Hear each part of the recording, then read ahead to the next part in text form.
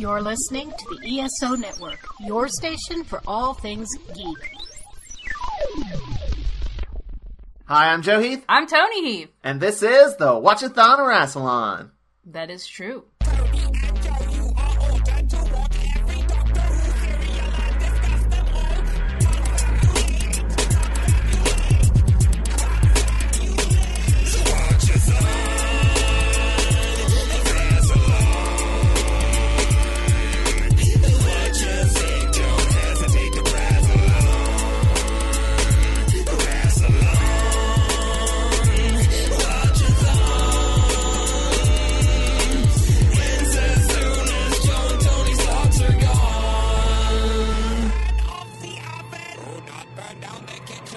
Today we're going to be talking about the fourth serial of the 16th season of Doctor Who, The Androids of Terra, which consists of 4 episodes that aired from November 25th, 1978 to December 16th, 1978. True facts! And I want to give a special shout out to Bisexual Brigadier for purchasing the whole Key to Time DVD set for us. Hey, thanks, Bisexual Brigadier. You can follow her on Tumblr at bisexualbrigadier.tumblr.com. And returning to the podcast today for the third time, I believe, it's Mike Gordon, everybody. Howdy. Woo! Is there a third-timer's jacket that I'm supposed to be getting or wearing? It's just a hat. But not even like a hat. It's, you know, those kind you wear at casinos that doesn't have a top. What are they called? Casino hats. Visor? I guess. Yeah, visor. So it's one of those, and it's just in Sharpie. It's written third timer. It's actually just a paper hat that I'm folding right now, furiously. I'll just stick with my fez, thank you. Ooh, nice. Maybe we'll just get you a pin for the fez. Awesome. Well, I'm glad to be here. Thanks again for the invite. I always like hanging out with you guys and talking some classic Who, and this one is a goodie. Well, yeah, we love having you on, too, and I hope we can maybe create yet another Big Finish spinoff. I think there's some possibilities with this one, so... We'll find out. So, what you been up to? Well, you know, I'm just still spinning yarns over at the Earth Station 1 main show, I guess we like to call it, weekly. And then as for my comic, I've got a Kickstarter about to happen, so I'm very excited about that. I will throw some money at that. I appreciate that. It's my first one, my first crowdfunding effort, so very excited to see if there's a lot of support for Tiki Zombie. We've had a lot of support from readers and fans through the years, but now I feel like this will just give them a chance to pre-order the book, because we're steadily working on it, but this will just make things happen a lot faster, I hope. Well, I hope you get successfully funded and all that stuff. Thank you. Are we ready to talk about Doctor Who? Let's do it. Let's dive into the Androids of Terra, which I gotta say, first off, I thought was going to be some sort of play on words a bit, like terror, Androids of Terror, but... Nope. Yeah, I mean, I guess some of the androids could be a little scary at points, but I wouldn't say they were terror. But the first episode, which I have called Doctor's Day Off. Reference to Baby's Day Off. Maybe. I will call it Weekend Kingside. So we start off with one of my favorite recurring gags. Doctor's playing chess with K9. And losing badly. Yes, but like refusing to acknowledge that he's losing badly. I gotta say, he's at least somewhat better in this serial, because in ones before, he's like, oh no, I have accidentally tipped over the entire board, which is rude. This time he's just like, oh, I'm getting distracted by the plot of the episode. We'll finish this later. Well, Romana thinks, like, we don't have time for this nonsense. We gotta find the... We kind of have, like, a mission, and you're stopping just to play games? Feels irresponsible. They find out where the next piece is, and they land on the planet, which is Terra. She goes to choose a new outfit, while the doctor... She starts in a really good outfit. Yes, that big white one. She's got like a Princess Leia gown going on. Isn't that what she wore in the first episode? I don't remember. She wears a lot of outfits, and they're all great. It's true. It's hard to keep up with them. It's understandable that she changes, though, because it's not very practical. She doesn't always change into something more practical. Well, what she changes into is only slightly more practical than what she was wearing. It is amazing, though, and it happens to be, the colors of it happen to be the colors that were our wedding colors. Purple and teal. Yeah. And so Joe and I loved it. She could have fit right in with our wedding party. She should have been at our wedding. It was fun. Also, from what I read on Wikipedia and the like, Mary Tam, the actress, made this dress herself because the first dress they made she didn't like. I think it was like scratchy, and so she like made her own version of it. The only thing that slightly bothers me is that like she puts on this outfit and it's like, this is what everybody's wearing on this planet, and then we go to that planet and no one's wearing anything slightly similar to what she has on. I don't think the TARDIS and K9 are particularly fashion savvy. Maybe they were just off by like a couple decades. It happens. It's what everybody's gonna be wearing in like 20, 30 years. Oh yeah, she's definitely fashion forward, right? Yeah, she's starting the trends. Yeah, she's the one who like She's starts I see. Yeah. Like after everyone was like, that is a good outfit. it. Yeah, she directly influenced it. That's a paradox. Probably, but it's Doctor Who. Fashion paradox. But while she's getting her outfit, the Doctor is getting a fishing pole because he's like, I ain't doing this one. I am out this episode. You go do it. I'm gonna go fishing. I deserve a break. Every so often I deserve I think he says a 50-year break. But he's only gonna take a couple hours to go fishing. On the one hand, it's slightly disarming to see the Doctor not interested in following up with the mission. But on the other hand, he seems perfectly confident in Romana's ability to handle this. That's actually a positive, because you don't get to see that very much from the Doctor relationships with companions, or as he likes to call them, assistants. Plus, I feel like this happened a lot during the second Doctor era. There would always be like, the Doctor's like, all right, gonna have a holiday. We're gonna go to the beach and have some fun. And then, stuff happens. Unfortunately, a plot happens. Yeah. The TARDIS has other ideas. So this seems to be in the tradition of that as well. Just like, all right, I'm gonna relax for a little. Plot. The great thing is that the Doctor's like, yeah, I'm not here. If you want to do it, you go for it. Romana's like, all right, I'll be back in an hour. I will go do it, and I will take care of it, and I'll do it faster than we've ever done it before. Yeah, just 2 episodes, not 4. And I'm going to land the TARDIS smoothly, even though I still will leave the parking brake on. Technically, she kind of does. She pretty much walks up, finds the key. She finds this statue. There's like a dragon head on it. She touches it, turns into the key. She takes it back to the TARDIS, and the serial's over. Thanks for listening. Maybe one day we'll get through an episode where we won't make that joke. But that day's not today. But she does find it, like, super easily. And then she gets attacked by a baby Bigfoot. I don't know what that is. It doesn't seem to be important in any way. It never comes back. And I'm a little sad. I'm like, oh, this is interesting. This thing looks goofy and fun. But no, this is the only scene with it.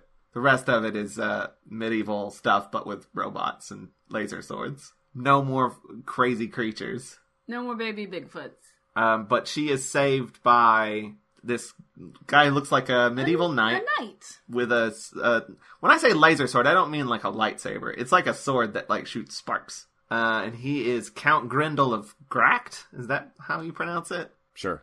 But he seems to recognize her and says that the beast is his, the Bigfoot. It's his keeps property. Him on the grounds for hunting. Yeah, that's not exactly clear. Does he help with hunting? Was he hunting it? I'm not really sure. I'm pretty sure he was hunting it. Yeah, like, I feel like he has it in a cage and then he lets it loose and then he chases it down. Because that seems like the kind of thing a rich person would do. That's some rich person medieval nonsense. Yeah, but he takes the key piece from her. He's like, I have to register this because we don't know what it is. And then he also scoops her up. Yeah, because like she hurt her ankle. And he's like, well, we got to take care of that, and carries her to his horse, which Romana seems stumped by. Does not know what a horse is. That seems silly. I read somewhere someone was like, was it supposed to be like a robot horse and they just couldn't afford it, so they just had a real horse? Because if it was a robot horse, her like confusion would probably be a little more understandable, and also would make sense with, this is like medieval stuff but like more technologically advanced. Gallifrey just doesn't have horses. I guess they know about horses. Do they? There's horses in the Matrix. Oh shoot, you're right. But maybe she just missed out on the horses culture. Yeah, I don't know. Sometimes you get to be, like, really old and you just miss out on certain obvious aspects of, like, being an alive human being. And for Romana, that thing is just horses. The concept of horses. For a long time, I didn't know narwhals were real, so... I thought they were just the unicorn of the sea. Yeah. My favorite part of this is, though, while we're still kind of astounded that Romana's never seen a horse before, she asks the knight, the count, how does it go? What makes it work? As if it's a machine. And he's like, I don't know. Like, I have no idea. Just write it. And honestly, if you ask me the same thing about my car, I'd be like, I don't know, gas, I guess. And then I don't even know what the gas does. It burns, I guess. It disappears and makes the car go. I can tell you what, it involves combustion. That's as far as I got. Just seems like an odd question when she says, how does it go? What makes it work? Like, it's a living thing. Same thing that makes you go. Grass and what do horses eat? Just a little bit of love. A salt lick. A little bit of love? Yeah. Aw. And then we see another laser sword guy whose name is Freya, who sets the doctor's hat on fire as he's taking a nap while fishing. This seems like an amazingly dangerous stunt for Tom to participate in. Right? Right. Yeah, it's like on his face. He really did put his hat on fire. And he's so calm during it, too. And he's just like, hey, excuse me, my hat's on fire. But they say that he is on Prince Reynard's land, his hunting estate. So this is not the same guy as Grendel. There's two different sections here of hunting properties, I guess. But he just casually takes the sword from Freya and is like looking at it like, oh, this is neat. And then just hands it right back. I like how he just does not care that he's in danger at any point. But because he's so he's looking at the sword and interested in it and like says some like, technobabble about it. The other guy who is with Freya, his name is Zadok. I was like, oh, hey, you know about electronics and stuff? And the doctor's like, well, yeah. And he's like, well, we got this android that needs fixing. And he's like, what would you suggest? And he's like, well, you could take him to the android dealer, which is a joke that is funny now for a different reason. It's funnier today on account of I have an android phone. Right. And I imagine that the joke was made is that in real life, the doctor is like, just take it to T-Mobile. Of course. But meanwhile, Grendel takes Romana to his escape-proof castle, is what he says very specifically, which that's not suspicious. It's a little suspicious. And we get to see a character that when he popped up, I immediately went, comic relief! Till, the hunchback servant of Grendel. He doesn't do much there either. No, to be honest. Yeah, he has one important-ish scene later, but he doesn't really do as much as I expected him to do. He does jump around a lot in the background, so that's fun to watch. It's very jester-ish. But Romana is brought to this creepy lab and laid onto a table, and we meet Lamia, who has some sweet hair. Some sweet, sweet curly cues. I love that hairstyle. Yeah, I believe she's the only one that has designs on her face. I think that's a personal choice. Is it designs or is it hair? Yeah, it's her curls. Yeah, they're all over it too. They're like on the side of her face and on her neck. She's also very fashion forward. That's what we should have also another subtitle for this episode: Registering the Stone. Ooh, nice. I like that. I've never seen Romancing the Stone. Is it good? I don't know. I enjoyed it, but I haven't seen it in a couple decades. But they are immediately pretty much like, oh wow, she looks like really real. Let's disassemble her for parts. Let's cut her head off. And Romana's like, wait, what? They've taken the doctor to the prince's house. I don't know, wherever he's at, where the android is. And Freya continues to be wanting to destroy the doctor's clothes because they're not fashionable enough. He sets fire to the doctor's scarf. He literally cuts the scarf. That's very rare. You don't see injuries to the scarf very often. And honestly, that's the first time the doctor seems legitimately upset. I was like, the hat, he's like, hey, stop that. But this is like, hey, if you do that again, there's going to be problems. He puts his life before the scarf. He says, if you don't stop burning my scarf, you're going to have to kill me. I don't think he's that way about his companions. I don't think so either. He's certainly not that way about K9. In my notes, I have that Freya is a brash young David, which is a reference to some of our past episodes. There's always, like, a character who we call the brash young David, who is always, like, wanting to... What cereal was that from that he got named David? I want to say it was either the Aztecs or... It was somewhere around there. There's basically always this one character who wants to solve things by fighting them or being violent. And this is that character. This is a brash young David. I honestly thought they were setting something up with him. Well, spoilers, later there's a bit where he brings in some drinks that are poisoned. And, like, he keeps saying things like, you know, he's wanting to fight all the time. And there's a bit where he says that he admires Grendel, even though he's a bad guy. He's like, you got to admire him. And I'm like, he's going to turn out to be, like, bad, right? But he never does. He's just a brash young David. He's just a brash young David. So they say that the doctor will be rewarded for mending the android. They'll give him 100 gold pieces. Or he's like, well, I don't care about money. Make it 500. Which he gets him down to because they first offer him 1,000. Oh, is that what they did? No, they offer him 1,000. Down. He says, "You think you can buy me for money? 500." That's some terrible businessmanship. Is that a word? I'm pretty sure he gets the 500 and he just leaves it on the table later. Yeah, the guy puts it on his scarf. His injured scarf. Back at the lab, they are drawing a line on Romana's throat, which is disturbing. So they're going to cut it off. But Lamia sees her swollen ankle and is like, oh no, this isn't an android. Androids' ankles can't swell. That's impossible. How did you not know this when you tried to lift her? He doesn't know how things work. Because certainly an android would be much heavier. That's true. Maybe they make their androids out of lightweight material. I don't know. They are pretty creepy looking, especially without the faces. It reminds me a lot of, that one where Sarah Jane's face falls off. This gives Grendel, he's like, all right, if she's real, then I have better plans for her. And then they inject her with some stuff and she passes out. So the doctor is working on the android. And I think we now meet the prince, I believe, who is like, don't you wish that we knew how to do these peasants' jobs? Because apparently android work is a peasant's job. And his assistant guy, Zadok, says, if we were meant to be peasants, we would have been born peasants. Which is the richest line I've ever heard. These are the good guys, by the way. Yeah. Yeah, that's true. They stay the good guys the whole time, and I don't think they ever get called out for that terrible, terrible line. But the doctor is working on the android. He's going to make it look like the prince. And it's all part of this plan because the prince is about to be crowned, but they want to make sure he doesn't get assassinated before being crowned king. The android's going to be a distraction while he goes and sits on the throne. Because it's a very time-sensitive thing, by the way. If you're not there, oh well, someone else has got to be king. They threaten the doctor, too. Like, you will stick with the android.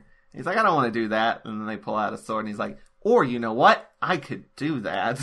Again, these are the good guys.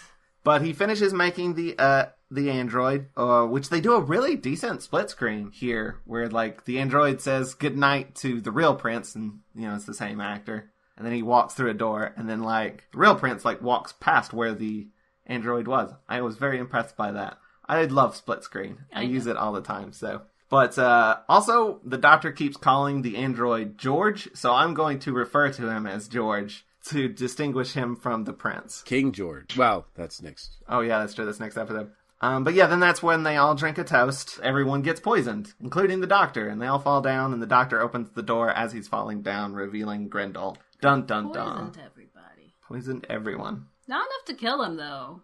No. Which probably would have been a lot more convenient, like, on his part. And he kidnaps one person and leaves everybody else. Yeah, he doesn't need anybody else. He just wants to stop the prince from showing up. That nobody else is necessary. You certainly don't want that sword wielding guy. But again, what's to stop him from killing everybody?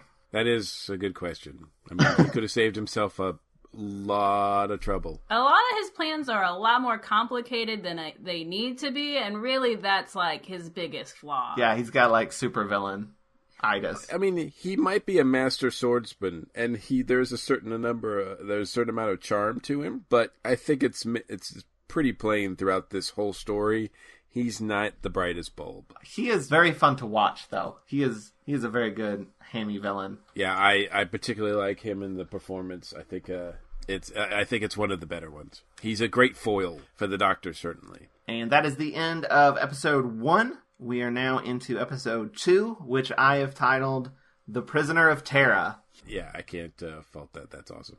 It's a reference to The Prisoner of Zenda, which this is largely based upon. This is a wonderful mashup of stories like Prisoner of Zenda, or what's the one with the two princes? The Man in the Iron Mask? That one, or those old time adventure stories, but then with a mix of sort of Westworld and that sort of element to it. Particularly the original movie, Westworld. I mean, later on, the whole Westworld thing, I've never really thought about it that way because, well, this is the first time I think I've seen it since I watched the HBO show.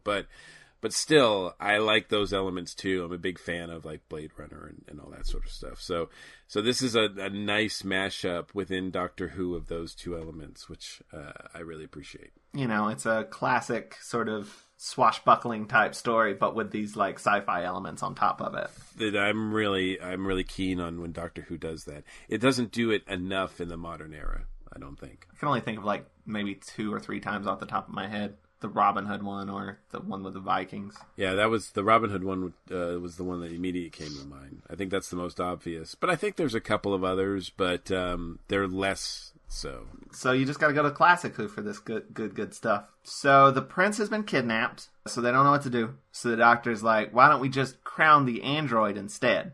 And they're like, yeah, okay. And so the doctor calls for K9. I don't know why they never let K9 just come with them to begin with. Right. And like the last 3 serials, there's been a scene where the doctor's like, oh yeah, K9 exists. I mean, I guess it's to cut down on the amount of using him. Right. Because he's probably an unwieldy prop, but yeah, like they would save so much time if they just like bring K9 with them to begin with, instead of just like, oh wait.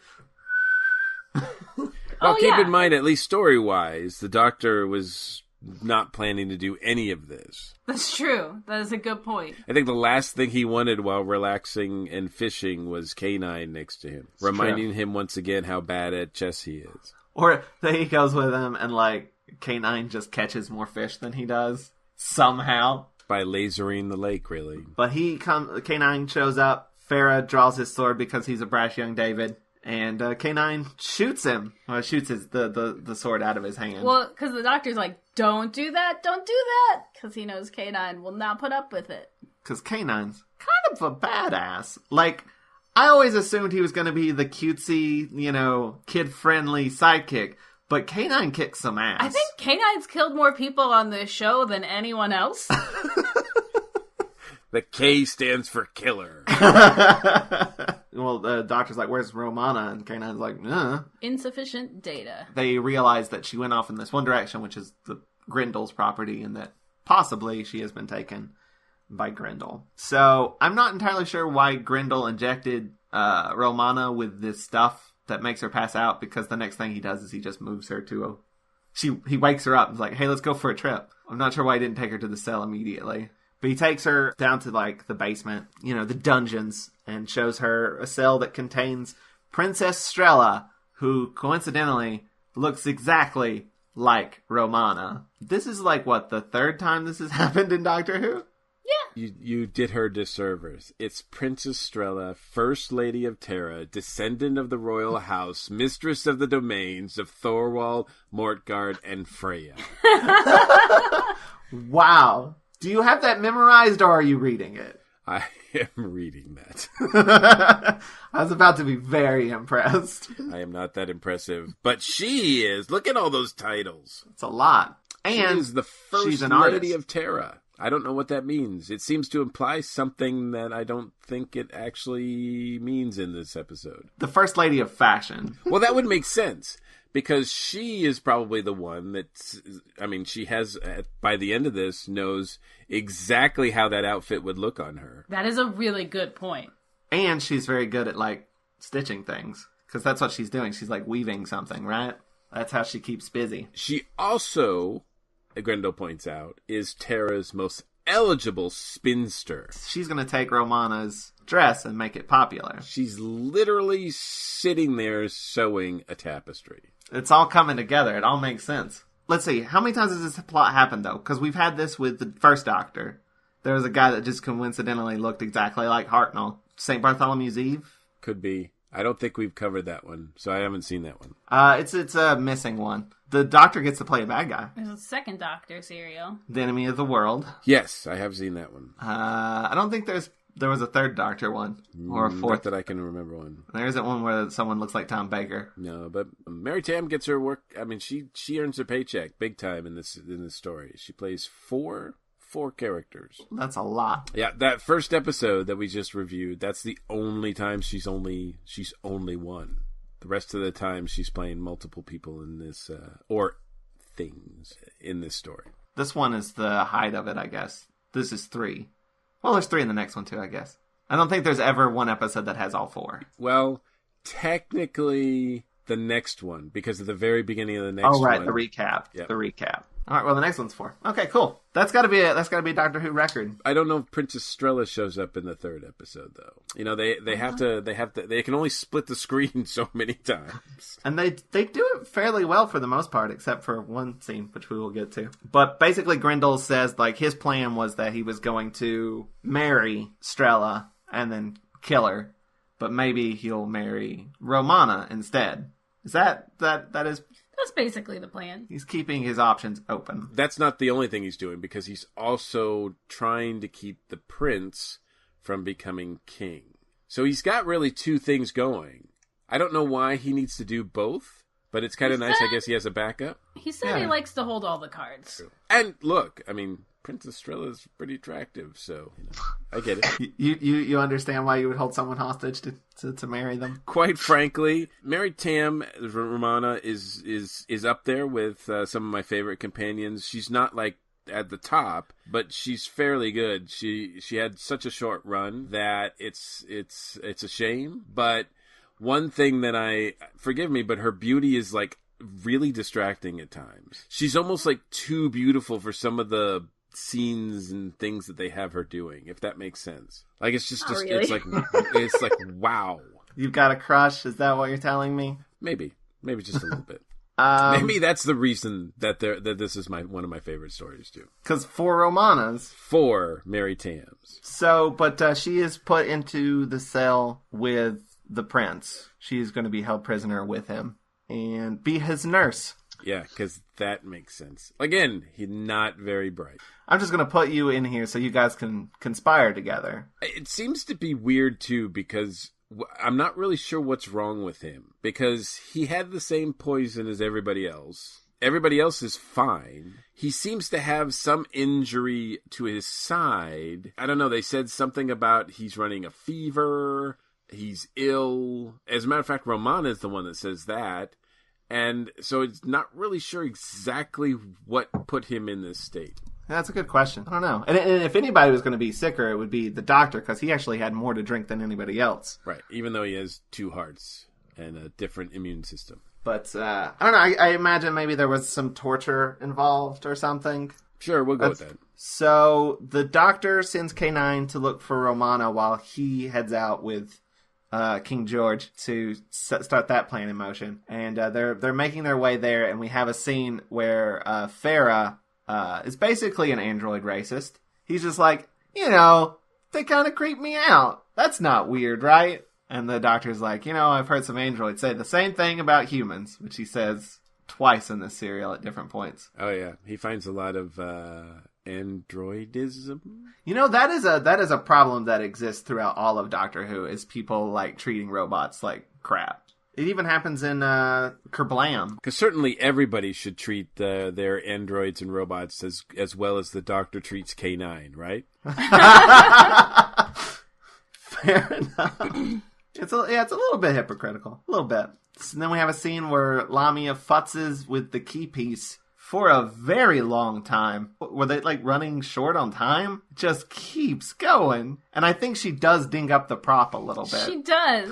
And she's supposed to be showing how like she's got a diamond drill bit on there and she can't even do anything to it. And at some point she just makes this big old scratch across the front of it, and all of a sudden it stops. Like that shot stops and it moves to a different angle. K9 gets to the castle and scans and sees that Romana is indeed in there. So he's got his intel. So then Romana is taking care of the prince, and some guards come and take Romana away. I don't remember what for yet, but I'm assuming it's in my notes. When I was watching this just this past weekend, I was surprised too. I'm like, oh, why are they taking her away? It seems like the Count, Grendel doesn't need her yet, but it's not the Count that is requesting her. Oh, right. And also it's like sort of setting up this cliffhanger ending, I guess. But the Doctor and his company make their way through a secret tunnel. Which is guarded. Yeah, because they have to take out a guard in front of it. But they still get followed by guards anyway, once they get in there. Oh, also, we're now starting the sort of coronation. And there is this really cool clock on the wall. I really like this clock. That's counting down to, like, because the prince has to be there at a specific time to be crowned. But it looks very, like, astrological. And I want that hanging up in our house somewhere. Yeah, could it possibly be used as a real clock? Is it 12? It might be more than 12. Toni went, oh no, it's half past a squiggle at one point. And then when there's a shot where Grendel just walks into the throne room and just like takes a test sit on the throne and giggles. That's really bad form. The minute he got in the chair, I'm like, see, you ruined it. Because there's those what do they call them? Like you don't touch the thing that you're going for. Like in hockey, the Stanley Cup. Like if you never won the Stanley Cup, don't touch it. Or if you ever want to win it, don't touch it because that'll ruin that. It's like a curse or something. And that I've heard that about other things like Oscars and other awards and stuff like that. Like if you really want it to earn, you have to earn it. You can't just fiddle with it beforehand. That seems like some people take that too far. Because that also seems like no premarital sex. If you really want to touch it, you've got to earn it. Exactly. Jesus. That's a jump I didn't expect. Joe will do that to you. I'm always one step ahead. Not even ahead, just someplace weird. I'm one step a weird. Then we gotta go find you. Be like, how'd you get over there? It's distracted. So, I also like this scene where he's just sort of like discussing like, like everything's going good. The prince isn't here. And, and he's like, you know what? I'm going to reject the crown once. I'm not going to reject it twice, but I don't want to seem too eager. He's like just trying to figure out the perfect way. But to be honest, the guy that, will do the crowning and all that stuff seems fairly easy to convince. He does also have a nice hat. The hats in this are problematic, particularly the soldier and minister hats. They're too tall. I keep noticing that the actors had to make sure that they always bowed when they were going underneath a tree or in a doorway or a tunnel. I get the feeling that it was like, oh yeah, that wasn't the first take. There is a scene where like when they're running up to like take out that guard and Zadok has that pointy spear looking hat, and he definitely does hit a tree. If his sword doesn't work, he could just stab him with his helmet. Oh, that'd be cool. So now they are practical. Well, speaking of walking into things, they're in that tunnel, and the George just walks into a rock overhang like 3 times in a row. Just keeps bump, bump, bump, like some bad computer programming. He does a really good job of being just like having a completely deadpan face. Just being completely emotionless and robotic, yeah. But they are being shot at by the guards. They gotta open this door, and the lever's stuck. Oh no! It's very tense. And then the time is up. It is time for the coronation. And they're like, well, he's not here. What are we gonna do? And then they open the door. But guess what? He's on the throne. George is on the throne. And then they're like, oh, cool. Well, let's get this going. Everybody kneel. And Grendel's like just standing there while everybody else kneels. But he does eventually kneel. And then he's crowned.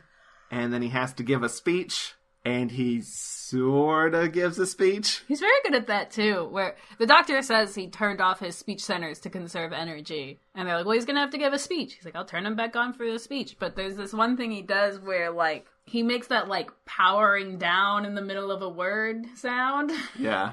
And he does it really well. I forget what he says, but yeah, it's like, hi, I am the king. Yeah. Like that. I think just before this, I meant to point out that I thought it was funny how even though Grendel was pondering rejecting the first suggestion that he be offered the crown, he didn't go with that. As soon as the archbishop guy, Sure. the guy with the cool hat, offered it to him, he was like, "Oh yeah, I'll take that. That's a great idea." You're very smart. I like you. That is true. He's too eager. That's what happened. That's this character in a nutshell. Too eager. And the look on his face when they go into the throne room is pretty awesome.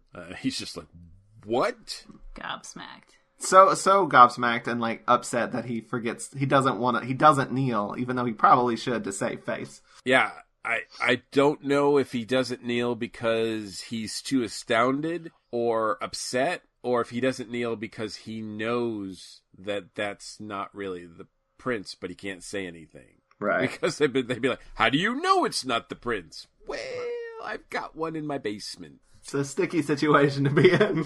So, but now it is time for, I guess, the royalty to come forward and give their vows of, allegiance to the king. And This was a fun scene. the princess shows up, and she gives her vows.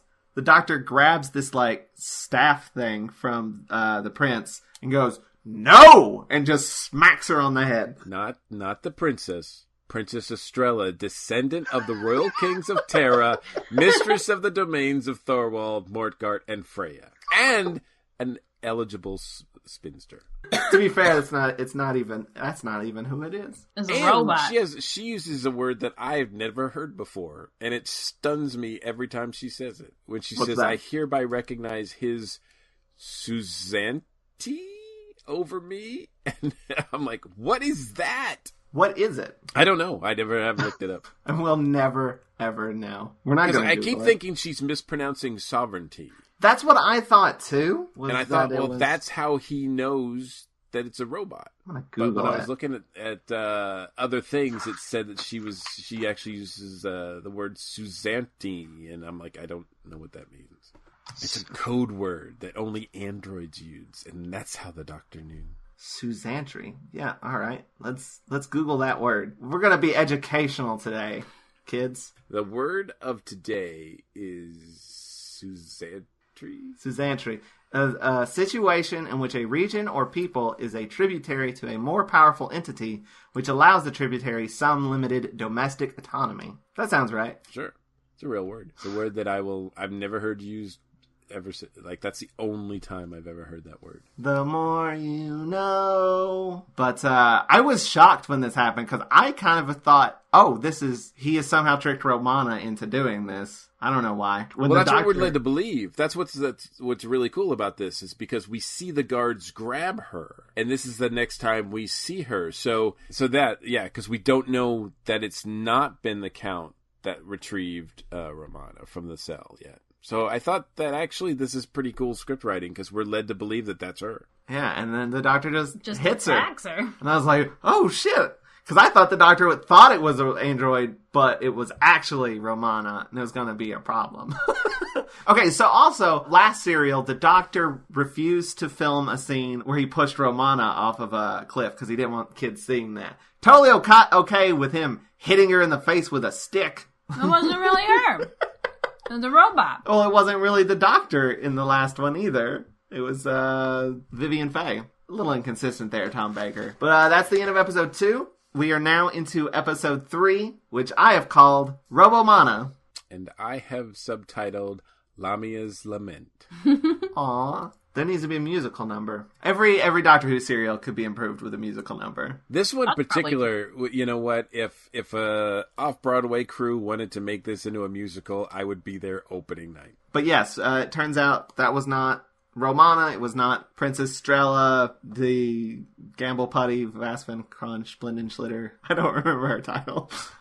It was an android. It was a robot Strella, a Robo Strella. Then Grendel's like, oh, there may be more androids. We should postpone this coronation. Who knows who could be an android? I could be an android. You could be an android. The prince could be an android. The prince is an android. Yeah, this is where it like becomes like Westworld. And then they're like, all right, fine, we'll just postpone until... And plus they're like, the doctor's like, also the prince needs to rest. He's very tired because he's basically out of juice. So they postpone it. Lamia asks Romana about the key piece, and Romana has to be like, I don't know what that is. It's just something neat I found in the dirt. Can I have it back? And Lamia's like, no. And then Grindel comes in like, oh, my whole plans were ruined. But then he sort of figures out that Romana knows the doctor, and he's like, oh, cool, I can use that. New plan. He blasts Lamia because the machine wasn't perfect, and then he asks her immediately to build another one in less time. And also wants it to be more based on Romana than Strella. Because he does say, our guest can help, or something like that. Because I think he wants it to be more like Romana. I mean, even though they're basically identical visually, I guess. Because they do like, study her. And Lamia's like, she ain't Terran. She's something else. And he's like, it doesn't matter, make a duplicate anyway. Yeah, that's interesting. Is it here, or is it later? Yes, it's just a scene later where she finds out that due to the alpha waves, that Romana is not Terran, and that doesn't seem to bother anybody. I'm like, this should be a big event for you guys. I think she says when she's trapped or first kidnapped, I think she says, I'm not even Terran. Yeah, she definitely says, I'm not from here. So it shouldn't be that much of a surprise to them, but yet they don't even really... Lamia seems pretty impressed, like, whoa, she's not even, like, from this planet. And he's just like, I don't care. I've got the plans. Just do the thing. She's like, okay. Cause I love him. Which is like, man, do better. Have better taste. Yeah, Come on. You've got an awesome haircut. You can get way better dudes. Well, Romana tries to use that argument on her later as well. With very little effect, sadly. And then there's so then we got our second sort of android racism scene. The doctor has, like, programmed and charged up George a little bit, and they're testing him. Like he's got to be at, like, a dinner party or something. And, like, ask him some questions, and then he does, and then, like, he rattles off some, like, impressive things. And then Zadok's like, hey, one thing, the prince is pretty smart, but this robot maybe a little too smart. And the doctor's like, well, yeah, because I programmed him. But he's like, well, maybe they'll, think that it's an android because he's too smart. Well, and that's when Zadok says, we don't want him too intelligent because you can't trust androids, Yeah. And then the doctor's like, you racist. And then the hunchback guy, Till, comes in to talk to the doctor. You guys remember Till. Yeah. We said he didn't do much. This is his second scene. He took the last episode off. So he's like, I gotta talk to the doctor alone. So they go off. And at this point, Freya continues to be a brash young David. And is like, I'm just gonna go stab him with a sword. And starts to pull his sword out. And K9's like, And he's like, oh. Puts his sword back. He goes, good dog. Good dog. But basically, the Till tells the doctor that he needs to meet up with Lamia at this gazebo at midnight, which everybody's pretty sure is a trap. But, like, the doctor's like, how do you know unless you walk into it? It's a very Farscape thing. It is a bit, isn't it? Midnight on this planet must be noon. Well, to be fair, the doctor goes there early. Everybody shows up there early. All the fighting takes place and everything. It's still afternoon. Like, at no point in this episode, until they go to the castle, is it dark. That's true. We don't know how long the hours are on this planet either. Is midnight the asterisk on the clock? But if it's called midnight, that seems to imply that it happens at night. But it doesn't here. And then we see that Grindel is indeed is setting up a trap. And he has made a robot Romana, a Robomana. This is the third character or the fourth? This is the fourth. This is Assassin Romana. There's been Romana, Strella, blah, blah, blah, blah, blah. Then there's the Strella robot that got smashed by the doctor. And this is the Romana robot. That's faux Strella, blah, blah, blah, blah, blah, blah. And this is Robomana. Got it. Lamia has programmed Robomana to explode the doctor whenever she hears his voice. because they play a audio clip of the doctor saying something, and then she zaps it with some lasers. And then he says that he's so enamored of this killing machine that if only she were real, I'd marry her. Okay, so this is our third instance of android racism. This is also something that I kind of went, well, why don't you? It would make your plan so much easier. Right? Yeah, you wouldn't need to keep anybody alive. He doesn't always think things through. And then that's when we have the scene, where I think Lamia takes Romana back to the prince's cell, and then she's like, hey, let me go. And then she's like, no, I got a crush. Once she leaves, Romana starts unlocking her, like she pulls like a pin out of somewhere. That's another reason why the scene with the rock, not the wrestler, but the stone, the key to time, was so important because that's when we saw Romana lift a needle or something. Oh, yeah. I didn't notice that. That's where she grabbed her means of escape. What I like about this scene is she's fiddling with it and she's like, how does the doctor do this? Doesn't it later, though, that she says something like, now what would the doctor do? When she's outside, she says something about, now what would the doctor do? And I was kind of like, you're smarter than that. I wouldn't stress too much about it. Do what you would do. Yeah. Literally just like a day ago or whatever, saw him lose at chess to K9. I do like the idea, though, that their relationship is that, or their dynamic is that Romana is very sort of book smart and knows a lot. But when it comes to, like, adventure, she's like, okay, I can do this. Yeah, it's like she's got the technical down, but, like, the practical, like, actually doing it in the real world. But also it does, like, the fact that she doesn't know that doesn't faze her. She's just like, I'm smart, I'll figure it out. She does. And she does. She's pretty much done everything by herself so far in this serial without the doctor's help. But she unlocks herself, and then she goes to unlock the prince. But he's like, hey, I'm too sick to get out of here. Just you get out of here. It'll be fine. Leave me behind. And then they concoct a plan to smash the guard in the face so she can run and get out. And that happens. Then the doctor and K9 go to that gazebo early to check the place out. Grendel and Lamia show up with Romana. And all the pieces are getting put into place. Then Romana steals Grendel's horse and is confused about how to get it to go. She's just like sitting on top of it, like, start, move, do the thing. It's like that scene in the first Spider-Man movie with Tobey Maguire where he doesn't know how to shoot the webs. Shazam! And you guys know about Mary Tam and the horses, right? Yeah, I read about it. She's really good at riding horses, but she refused to do it. Why? No helmet. She's like, this is too dangerous. What you do is you make a helmet that looks like hair. Problem solved. But she rides off on the horse. Lamia comes into the gazebo, talks to the doctor. He's like, well, show me Romana. And they send in Robomana. They were not expecting K9 to be there. And K9's like, hey, doctor, don't trust that. And he's like, he bends down to K9 and goes, what'd you say? And then Robomana shoots at the doctor, having heard his voice. K9 shoots Robomana, and she dies very dramatically. Very dramatically. Just jerking back and forth. Oh, like that. Thanks. Oh, I gave myself a headache. I don't know why. I was like physically doing the shaking motion. This is an audio format. A podcast. Yeah. That was a Patreon exclusive. Then things are getting out of hand, like the guards are shooting at the gazebo.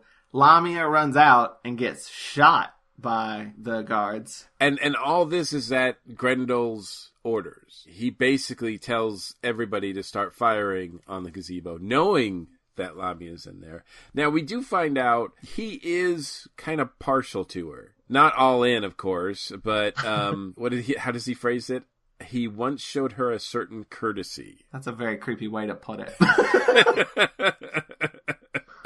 And then he basically says, yeah, but that's the trouble with, peasants, that they don't know their place. So he does seem like, oh no, she got shot, even though then she gets shot, and he seems very, not just because she's the only one that can build his machines, but he actually seems legit like sorry to see her go. Well, maybe he shouldn't have made that order. Exactly. I do doesn't think things through. I think he says, yeah, fire at anything that comes out. He yells out at the doctor like, come out, I will not harm you. And then he turns to the guards and is like, shoot him if he pops out.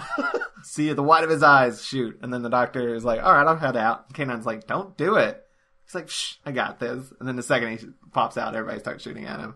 The doctor pops his head out and goes, liar! It's good comedy. So instead, K9 burns a hole in the back of the gazebo, and the effect mostly lines up. It gets a little ahead of itself once or twice. It's another scene, though, where Tom is very close to a fire effect. Just a little too close. Yeah. Yeah. Oh, speaking of effects, we kind of bypassed it and I forgot to mention it. The scene where Grendel shows Robomana, that is also a really good split screen effect until the very end where Grendel, like, raises his hand toward Robomana and his arm entirely disappears. But it only happens for like a split second and then they cut to the next shot. But they burn a hole in the back of the gazebo, they get out, they're chased and shot at a bit, but are saved by Romana on horseback. And Grendel is very comedically unhappy about this. Slaps his face and is like, sort of thing. I'm surrounded by fools. And really, he's the fool. Yeah, well, he's not that much higher than them, that's for sure. So they return to the prince's hideout place. I don't know what that place is specifically called. I call it the Prince's Cabin. I just made that up. I didn't call it anything before now. I like it. It's good. Yeah, it seems like a nice hideaway. Although, everybody knows where it is. Grendel comes there all the time. It's not a very good secret place. Romana tells everybody, what's up, the whole situation that she's learned while being imprisoned. And Grendel arrives under a flag of truce, a little tiny white flag. A white flag attached to a spear. Oh, that's how you know it's legit. See, I've dulled the blade by putting a flag on it. I mean no harm. Look, there's a flag on my spear. Then he asks the prince, in quotation marks, how he is doing. And George goes, I am well. He's so good at it. But Grendel takes the doctor aside and is basically like, look, I know that's not the real king. I've got the real king. But what if we don't have either of them as kings and we make you the king instead? Tom's acting in this scene cracks me up because he's just like, what? Me? The king?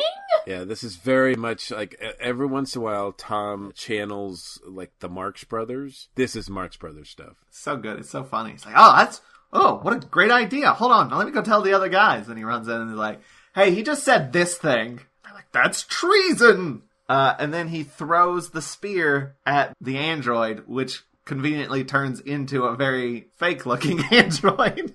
And he jumps out of the room and runs off with Romana, kidnaps Romana. And that is the end of episode 3. We are now into episode 4, which I have called 2 Weddings and a Funeral, or 3.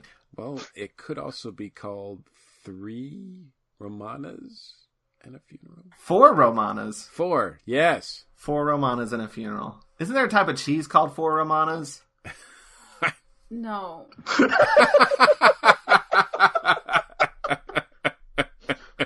Thanks for that well-worded rebuttal. There's not. Thank you. So Romana is returned to the prince's cell, which, like, her whole escape thing was for naught. I mean, she saved the doctor, I guess. The prince is a little bit like, thought you escaped. Romana's like, yeah, didn't take. Wah, wah. And Grendel is going to make them marry each other, then kill the prince, then marry Romana, and then kill her. Just marry the princess. That's all you have to do. It's that simple. His plans keep getting more and more complicated. And it seems like he's going out of his way to fool a guy who is really easily fooled. Yeah, because, like, the next scene is him basically preparing this whole thing, and he's almost straight up saying what he's doing with minor tweaks. He is. He literally tells him, okay, here's what's going to happen. These 2 crazy kids are going to get married in my house. One's not feeling well. He's going to die right afterwards, I'm afraid. And then I'm going to marry his new wife. And then she's going to die, and we're going to have a funeral. And the guy's like, oh, that's kind of sad. Okay. Doesn't sound suspicious at all. No, that seems perfectly reasonable with the things that go around here. All of his plans seem like something I would see in a soap opera over the span of months. but in 4 episodes. He knows that the prince, or the king now, is dying. And yet, just a scene later, he's like, well, where is the happy couple? Like, are they really happy? And then, I think he goes and talks to Princess Strella, and, like, I think he's, like, trying to see if she will be part of this marriage nonsense, and she firmly establishes, I ain't marrying anyone. I'm not going to help you with your evil plans. So then he goes back to the prince and Romana, and is like, I'm going to kill Strella, blah, blah, blah, blah, if you two don't go through with the marriage. And this upsets the prince. And he's like, oh, well, maybe we will have to go through with it, because I don't want to kill Strella. Because certainly you're going to live up to your end of the bargain and leave her alive. Because Grindel's a very trustworthy man. The kind of person who kills somebody under a false truce or anything like that. Not at all. This guy is as trustworthy as they come. Yeah, so I don't see how this could go bad. Not at all. Let's get married. And that's why Brash young David's like, I admire that guy. Like, it took balls to come on in here and attack our android and run away. Yeah, that's what it took. And that's, to your point, why he seems kind of like he's going to do a heel turn at some point in this story, but he never does. Yeah, and I thought that, coupled with the fact that he was the one who brought in the poison goblets. But he did get poisoned himself. Yeah, but that could have been fake. I do think that if you look really closely, it seems like the doctor gives someone else his cup, as if maybe he's kind of expecting there might be some shenanigans. But all the cups have been poisoned, so it didn't even matter. The other thing I noticed about this planet is that wine blows. Like, do not go to Terra to have a great vintage of vino, because even in the beginning, before they find out that it's legit poison, the prince says to the doctor, well, have some of this, it's okay, it's kind of local, it's made by androids, but don't let that disturb you. And then we get a scene just now, I think, where Grendel throws this wine out because he says it's vinegar. You're looking for good vino, you're a wine enthusiast, don't go to Terra. And the fishing is terrible as well. Doctor didn't catch a thing. It's just not a good vacation destination. No. This is the next thing Farah does sort of lean away from the fact that maybe Farah's bad. They've gotten to the castle, and he offers the doctor his sword, but the doctor turns it down. He says it's too complicated. And so the doctor and K9 sneak in through, I guess, the moat in a boat. I did not mean to rhyme. Poor K9 on this poor boat. By the way, it's very ironic that in this scene the doctor refuses a sword, and you're like, oh, he's noble, he doesn't need a weapon, and then he spends about the next third of this episode having a sword fight. It's so ungodly long. Not only is it so ungodly long, there's no score under it, which just makes it feel longer. Plus it's shot in these once they leave the throne room, it's shot in these dark hallways and you can't tell who's who, and there's a lot of close-ups. So you can't even really see the swordplay that well. And I have to give it credit, though, because we know it's Tom doing it. Apparently, he's not afraid of fire nor swordplay. But Jeffrey, the actor who's playing Grendel, must have been, because he's not. He's obviously not in that outfit. Right, he's wearing his little helmet thing.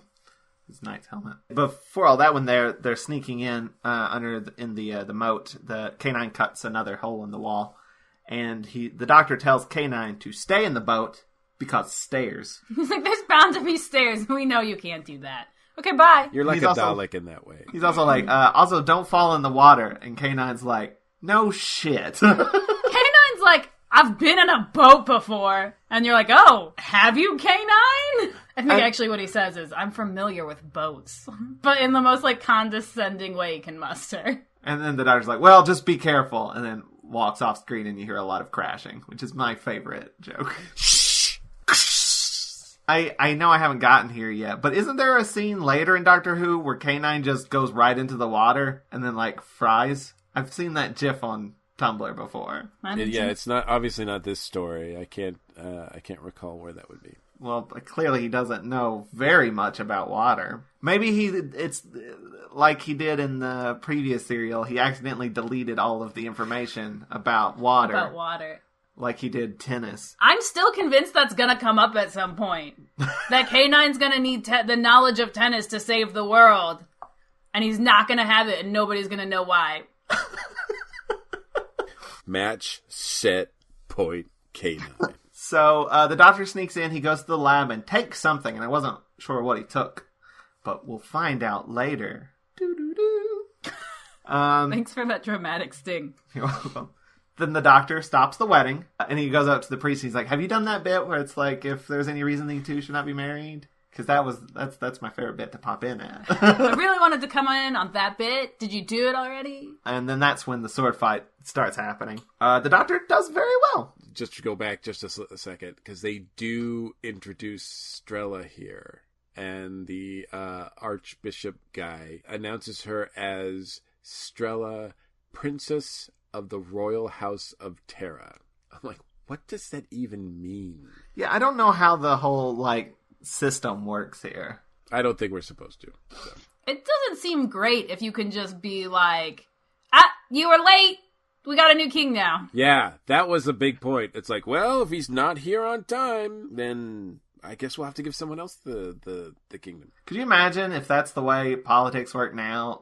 If someone got elected and they're like, it's just whoever gets to the traffic. White House first gets to be president. It's just as good as the system we have now, really. I mean, I don't see how it could get much worse. So who knows? Who are we to judge? We just have better wine here. Which is important. Maybe that's what we should do in future elections. It should be a literal race. Yeah, like the Cannonball Run. That'd be sweet. And then Jackie Chan wins the election. I don't remember if Jackie Chan won Cannonball Run. I've never seen Cannonball Run. Oh, you should. It's good. There's 2 of them. 3. They're both good. There's 3? I gotta catch up. The third one is actually not called. It was renamed to Speed Zone before it was released, but there's a third one. Is it the same cast and everything, or not no? the same cast, but it's the same premise. They even call it the Cannonball Run. The only actor that's in all 3 is Jamie Farr. Of course, you can't do it without Jamie.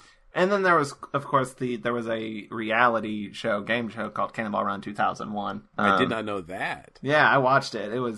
I enjoyed it. There was different teams, and they were from different reality shows. There was 2 of them from Survivor, and those were the ones I was rooting for. But anyway, weird sidetrack about Cannonball Run aside. Lots of sword fighting. So much sword fighting. Yeah, like you said, it was weird that there was no score for a very long time. The thing about fight scenes is without a score, all fight scenes seem like slap fights. You're really able to see how immature the whole thing feels. When it's just tink, tink, tink, scuffle, scuffle, scuffle. You're like, yeah, this probably isn't the way people should go about solving problems. Romana tells the doctor that Grendel is the best swordsman in Terra. She knows this because Grendel tells her this right when he meets her in the first episode. The doctor said his response is is he? It's almost well, that's not saying a lot, maybe, because how good are swordsmen here on Terra? Or maybe they all kind of suck. Also, Grendel's the one who said it, so... But we've got 2 other swordsmasters, right? Because we see on the good side, the 2 guys, they call themselves swordsmasters. And the David individual, I mean, we've seen the doctor disarm him and how good he is with a sword, so... He literally just grabs the sword out of his hand at one point. Well, now, I don't think Brash Young David is a sword master. No, he says he is. I thought the one guy was a sword master, and he was Zendak? a sword master apprentice. He was he wasn't quite there yet. He's too brash and young, and too David. The thing also about this fight, I think it's actually pretty cool, but I agree, it does need a little bit... But there are 2 instances where Grendel loses, but the doctor allows him to continue. I'm gonna be honest, that just drove me crazy. Because I was like, it was over! What are you giving his sword back to him? We're done! Yeah, I didn't understand that at all. I mean, once it's yeah, that's sportsmanly. But, the second time, it's a mercy rule now. He's just lost. I will say this is... I didn't mind the sword fight too much. It was alright. It was whatever. Well, it definitely pales in comparison to the Sea Devils sword fight. That one was beautiful. Because, like, that one had the Doctor eating a sandwich halfway through. It is established that the Doctor can handle himself with a sword. This is not news. Like, the first time the Doctor gives Grendel back his sword, I expected Grendel to go, but you see, I'm not left-handed! But that didn't happen. Nice Princess Bride reference. So, but during this whole sword fight, Romana sneaks away. She sees Grendel's guy, like, going, this doesn't look good. I better go kill somebody. She really just does it in the background of a shot, and for some reason it amuses me greatly. You're just like, I'm bored of this sword fight. I think it is that she's so casual about it. She's not like, oh, I should go follow that guy. She just kind of saunters out of the scene like, I'm done with this. And the prince takes out Till and raises the gates, letting in his people, his army, I suppose. Grendel's guy, who is so unimportant to this serial that he's not even mentioned in the recap on Wikipedia, on the wiki. His name is Kirster, though. Took me a while to figure that out. He goes to kill Princess Strella. Romana sneaks up behind him and smashes that tapestry thing that she was working on over his head. Which, I mean, fair, but also, she worked hard on that. I do like, though, that after this, and it's a little ways up, but there's a scene where the princess and Romana are just kind of chilling. Yeah. And she's, like, teaching her how to weave tapestries, and Romana's like, that is really impressive. She's like, it must take, like, a really long time to learn. She's not only teaching her, she's like, you fix this. Yeah. Well, after she smashes the painting over the guy's head, the real princess smashes a vase over his head, too, so they teamed up. But when they're in that scene where she's teaching her or whatever, he's just, like, crashed in the background. The whole shot. It's great. But I like that Romana has kind of, like, a respect for this art that she, didn't know anything about. She's like, it must take you, like, a really long time to learn how to do that. And the princess is like, it just takes some patience. I don't know. I've kind of been in a dungeon for a little while. So. I enjoyed that scene between the two of them greatly. And it's both the same actress. Yeah. They had certain chemistry. Is that what you're saying? Somehow. Do you ship Romana and Strella? Yeah. Romana Strella? I mean, you should. I hadn't considered it until this moment, but now that you've said it, I don't have any objections. Now let me Google that fiction out there. Oh, I guarantee you there's something. Before Romanas appear in a story, there's something. So the Doctor and Grendel fight their way to the roof, or outside, and the Doctor's like, do you hear that? That means you lost, because you hear all the fighting going on and stuff. And Grendel's like, I will never lose. I won't give up. And then he says, I'm a Gracht. We never surrender. But we do jump into moats. The bad guy gets away in this one, kind of. Were they expecting to do a sequel? To do a sequel? I don't know, but I love Grendel the fact back. that right before he jumps, he says, next time I shall not be so lenient. The Doctor's like, yeah, I'm never coming back here. I Bye. have learned my lesson. Just kill you all and replace you all with androids. That's the sequel to this. The Android Uprising of Terra. He's just replaced literally everyone with robots. But yeah, then everything's pretty much wrapped up. But wait, where's Romana? And then that scene happens. The Doctor rushes in to save her, but they're just hanging. And then the prince and the princess are reunited, and I guess they were in love or something because they have a smooch. The Doctor can't tell the difference immediately. So it's a good thing he wasn't going to whack someone in the head in this scene. That's true.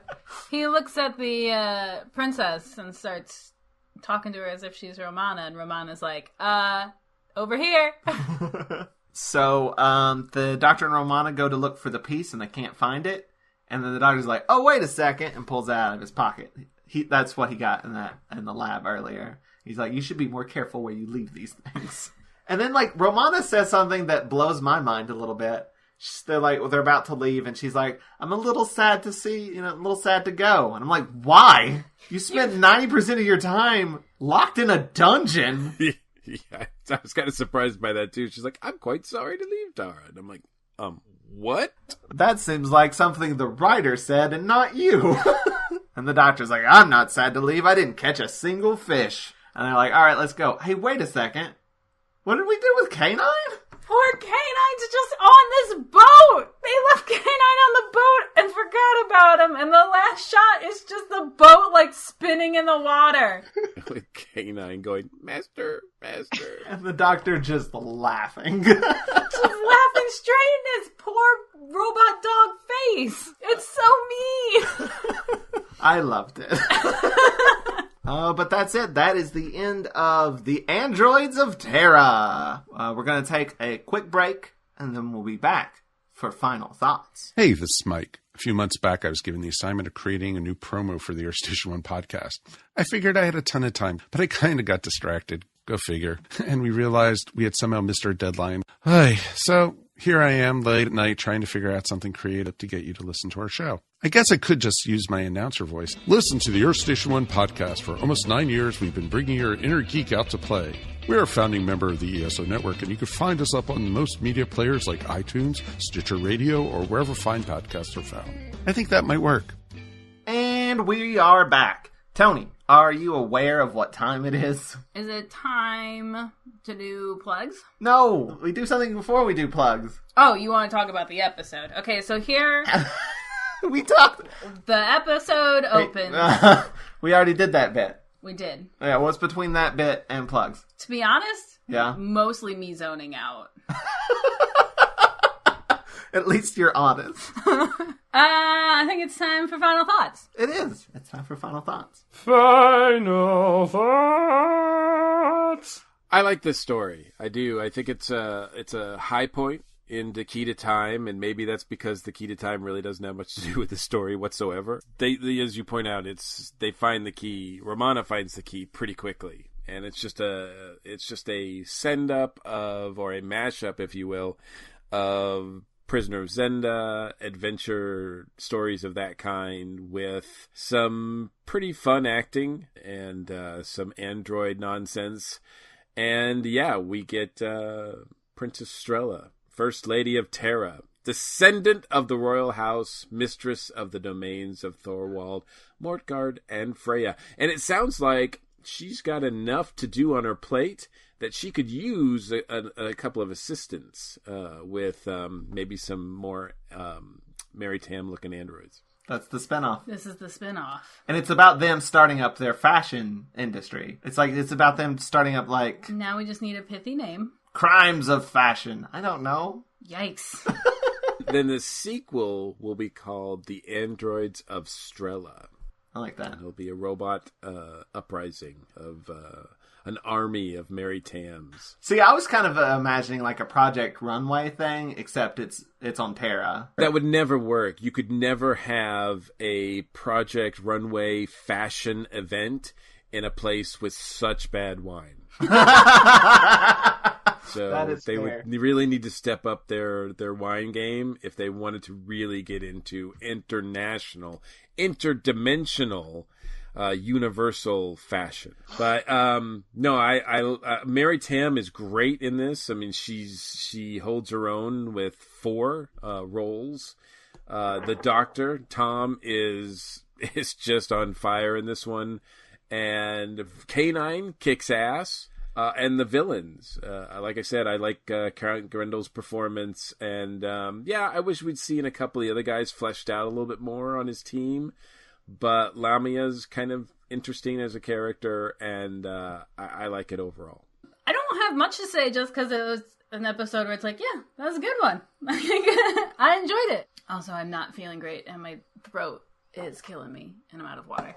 Well, what are my thoughts on this episode? I just have flu brain. It's just really fun. And it's, medieval space nonsense. Always a good time. I don't know. That's all I got. I'm sorry. I'm going to go lay down now. We're almost done. We'll be there. I agree. It's pretty solid. I don't know if it's my favorite in the Key to Time so far, but it's been a great season. Yeah, I've been enjoying Key to Time, for sure. The only downsides I think in this serial are... One, I kind of would have liked more of the baby Bigfoot thing. Oh yeah, when you mentioned that, because Joe always goes through his notes afterwards and sort of streamlines them, and Joe's like, "Oh yeah, there was a Bigfoot at the beginning of this serial," and I was like, "Oh shit, there was." So I would like maybe a little bit more exploration of like more, like, I don't know, creatures on the property or something. Or just not have it. Yeah. Either or. Either or. As I do think Mary Tan was great, and I love that she played 4 characters, I kind of would have liked a little more of that. To see, like, more of the princess and stuff? Yeah, maybe more of the princess, more of, like, more interaction between Romana and Strella. I would have liked a little bit more of that, but as it is, yeah, just more scenes of them just hanging out, making art. That's what I want. But yeah, I think she did a great job. I think Tom Baker seemed to be having fun, which is always good. The villain was great. I love Lamia's curly cues. Yeah, I thought this was a solid, fun time. Like I said, I am enjoying this season tremendously. Well, I am glad to hear it. Yeah, unfortunately, the next one, I'm sorry.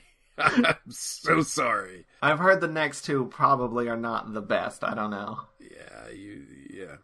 I think the key to time is kind of peaked here. So, yes, so just lower your expectations going into the next couple, and you should be fine. I'm kind of waiting for, like, the Dark Guardian to show up, since... Black Guardian. Guardian, yeah.